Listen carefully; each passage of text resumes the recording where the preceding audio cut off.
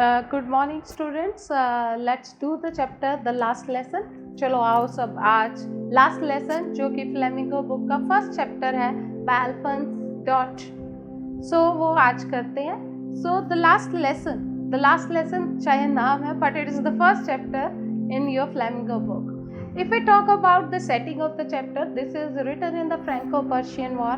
ये उस समय में लिखा गया है जबकि फ्रेंच और पर्शियंस के बीच में युद्ध हो रहा था और फ्रेंच जो थे दे वर डिफीटेड बाय पर्शियंस और उनकी हार हो गई थी और उन्होंने उनके दो रीजन्स एल्सेस एंड लॉरेन के अंदर अधिकार पा लिया था एंड बर्लिन उनके हेडक्वार्टर्स थे और बर्लिन हेडक्वार्टर से ऑर्डर आए थे कि एल्सेक और लॉरेन रीजन्स के अंदर अब बिल्कुल भी फ्रेंच नहीं पढ़ाई जाएगी। There would be no teaching of French lessons in the regions of Alsace and Lorraine as these were under the control of Persians.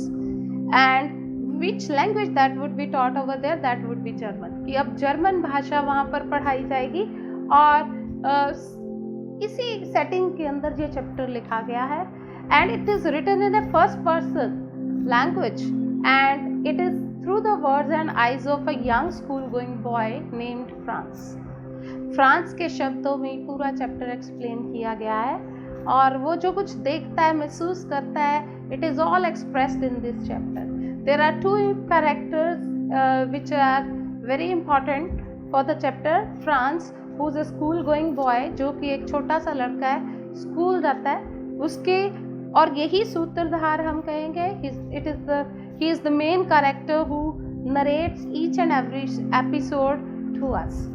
And the second important character is Hamel. Hamel is a French teacher who has been teaching in the school for the last 40 years. पिछले 40 साल से वो पढ़ा रहा है and all of a sudden he got a news that as a consequence of Franco-Persian war where French have been defeated by the Persians, so Persians have passed an order from their headquarters, that is Berlin, that there would be no teaching of French in the regions of Alsace and Lorraine के अंदर कोई पढ़ाई नहीं होगी। So the story starts that Franz, a school going boy, he was late for the school. वो school के लिए late था and he feared that he would get a caning from his teacher for being late, and one more thing that he has not prepared his test on participles grammar of topic। दूसरी बात थी कि France ने अपना जो test participle के ऊपर आना था वो तैयार नहीं किया था। इन दो बातों के कारण उसे डर था कि टीचर उसे मारेगा, एक लेट होने और दूसरा टेस्ट नहीं होने पर। There was something that compelled him to continue his journey to the school. कुछ ऐसा था उसके अंदर जो कि उसे अंदर से कह रहा था कि नहीं तो स्कूल जा। And he continued his journey. Although there were number of fascinations on the way to school, चाहे रास्ते में जाते हुए बहुत सारी ऐसी चीज़ें थे, बहुत सारे आकर्षण थे जिनके कारण वो स्कूल से बाहर रह सकता था।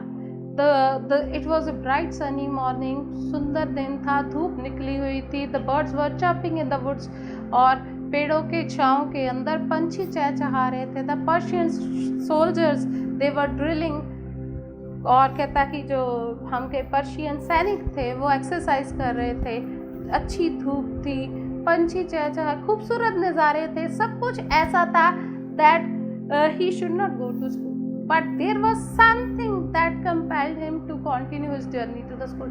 फिर भी कुछ ऐसा था जिसने उसे प्रेरित किया, उसे मोटिवेट किया कि वो अपनी जर्नी स्कूल के लिए जा रही है। और जाते जाते जब वो जा रहा था तो उसे रास्ते में ब्लैक स्मिथ मिला और उसका apprentice. Blacksmith and his apprentice met him and blacksmith said there is ample time, there is no need to hurry, and he thought that he had been making fun of him. तो उसने कहा कि कोई जल्दबाजी नहीं, बहुत समय, आराम से जाओ, डोंट रश। तो उसे लगा कि शायद वो उसका मजाक उड़ा रहा है because he was being late. उसके बाद फिर वो आगे जाता है तो देखता है कि there is a big crowd in front of the town hall. Town hall के बाहर एक बहुत बड़ी भीड़ थी। What was a town hall? Town hall was a official building that was and over there the government used to post all the orders of the Franco-Persian War, what was going around there, what was affecting the surrounding, ये सब कुछ वहाँ पर उसे लिखते थे, notice आते थे, जो भी कोई हम कहें कि कमांडिंग ऑफिसर्स के ऑर्डर होते थे वो सारे नोटिसेस वहाँ पे बुलेटिन बोर्ड के ऊपर पेश किए जाते थे. Notices these were being displayed on the bulletin board. और कहता कि वो आगे जाता है तो उसे क्लास में he just peeped into the class, तो वो क्लास के अंदर झांक कर देखता है and there was pin drop silence even he observed on the way. रास्ते में मुझे ऐसे मिलता है कि जैसे as if it was Sunday morning, because there was no noise. There was no noise of shifting of benches, there was no noise opening and closing of the desk, there was no noise of repetition of lessons in unison. कोई भी आवाज़ नहीं थी, एकदम सन्नाटा था जैसे कि संडे मॉर्निंग हो. And then he looked into the class, he observed that everyone was well occupied on the benches. सब आराम से बैठे हुए थे, क्लास चल रही थी. Hamel was going up and down with we can say that the cane in his armpit. अपनी आर्मपिट में वो डंडा रख के ऊपर नीचे सीढ़ियाँ उतर रहा था, चढ़ रहा था. Now this is the most difficult time for Franz के लिए सबसे मुश्किल काम था. Now how to enter the class में जाए कैसे, अब जाना तो है. And he thought that he would be beaten badly by the teacher. उसे बहुत बुरी तरह पिटाई होने वाली है, लेकिन ऐसा कुछ भी नहीं हुआ. And to his surprise, the teacher said very politely, "Come on, Franz, we were about to begin without you. जल्दी आ जाओ, हम तो तुम्हारे बिना ही लेसन शुरू करने वाले थे." तो he could not believe. उसने उसे डांटा नहीं, उसे मारा नहीं, कुछ नहीं कहा. बड़े पोलाइटली उसे ये कह दिया कि हम तुम्हारे बिना क्लास शुरू करने वाले थे. तो कहता कि फिर वो अपना कहता कि जाके फटाफट अपनी सीट पर बैठ जाता. And he observed certain things which were unusual in the classroom. कुछ ऐसी बातें थी जो उसे बिल्कुल अलग नज़र आई. For example, the last benches which were most of the time vacant, these were occupied by the elderly of the village. Retired postmaster था, हाउसर था, ये सब क्लास के अंदर बैठे हुए थे और उस जगह पर वो बेंचेस जो खाली पड़े हुए थे. और कहता कि कोई शोर शराबा नहीं हुआ, बिल्कुल शांति थी. वो भी एक अजीब बात थी. Teacher's behavior, teacher's politeness, that was also strange to him. Then he looked at the teacher. He was dressed up in a silk cap and a frilled shirt and the green suit which he used to wear on the days of inspection or celebration. उसने वो कपड़े पहने हुए थे जो वो आम तौर पे किसी खास मौके पर पहनता था. और कहता कि जहाँ तो वो कोई फंक्शन में पहनता था या कोई स्कूल में विजिटर आता था तब वो वही कपड़े पहनता था. So he observe that something special was there. Then the teacher started his lecture. Teacher ने अपना लेक्चर देना शुरू कर दिया and he said that this is the last lesson in French. और ये बात एक थंडर क्लैप की तरह उसके ऊपर गिरी. उसे ऐसे लगा कि जैसे कि सब कुछ उसका छिन रहा हो, कि वो अब अपनी पढ़ाई नहीं कर पाएगा. And he was not ready to accept the fact that the orders have been pass from Berlin that there would be no teaching of French in the regions of Alsace and Lorraine and tomorrow onwards German would be taught in the schools. तो उसे जब ये teacher ने कहा कि Berlin से order आए हैं, एल्सस लॉरेन में अब फ्रेंच नहीं पढ़ाएंगे, जर्मन पढ़ाएंगे, तो उसे विश्वास नहीं हो रहा था. फिर वो एनालाइज करता है, फिर रिकैप्चुलेट करता है कि इसीलिए शायद उसे ब्लैक स्मिथ कह रहा था कि जल्दी कोई नहीं, अब बहुत समय है. फिर उसके दिमाग में वही बात आती कि the huge crowd that was outside the town hall. बड़ी भीड़ जो टाउन हॉल के बाहर थी वो क्या कर रही थी. सो now he knew the reason of a large group of people standing outside the town hall, that this news that there would be no teaching of French in the regions of Alsace and Lorraine, that would be pasted over there. तो वो इस बात को accept करने के लिए तैयार ही नहीं था. और उसे फिर समझ आ गया कि जो गांव के बुजुर्ग थे वो अपनी मदर टंग को एक ट्रिब्यूट पे करने के लिए, एक श्रद्धांजलि पे करने के लिए वहाँ पर आए थे. And even they were there to show their reverence towards the Hamel who had devoted 40 years of his life in teaching in the school. शायद वो कहता कि उस मास्टर जी, शायद नहीं यकीनन कहता कि वो मास्टर जी जिन्होंने अपनी ज़िंदगी के 40 साल फ्रेंच भाषा की सेवा में लगा दिए थे, उनका सम्मान करने आए थे।